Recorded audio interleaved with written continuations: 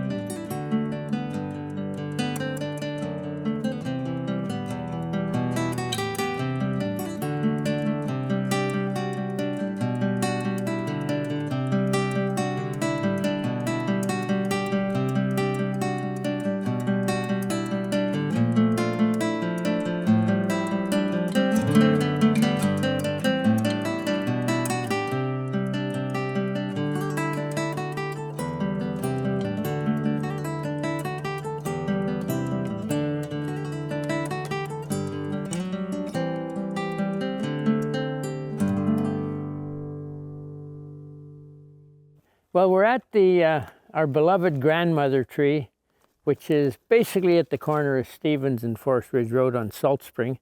And we think it's about 700 years old. We don't really know, but the only reason I think we have it now is it was too big for the small loggers to deal with when they were logging most of Salt Spring in the early days. So we still have it. Apparently in 1972, someone was planning on cutting it, but we had a woman who chained herself to the tree, and that was enough to keep the tree here. And now we've got it because it's on a 5-acre community park. So that's a local park, which means that all of us own this tree. It's a Douglas Fir. As I say, we claim it's about 700 years old, and it's got burn marks that could have come from hundreds of years ago. We don't really know, but it's got some beautiful burn marks on it.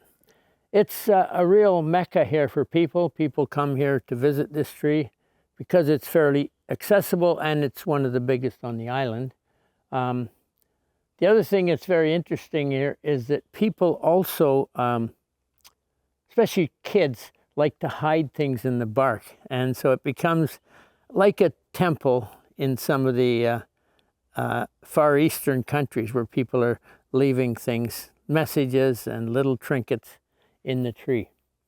So that's really quite neat too. And right out in front of the tree is a pathway that actually was a driveway. It was a driveway until about 1972. Figure it was probably put in about 1904. And it was a driveway that came right from Beaver Point Road right down to Mr. Monk's farm. And he was farming here starting in about 1904. So it's drivable for a car, and I have had my car down in here 15 years ago or so. But now they've got rocks blocking it, so it's just become a pathway now.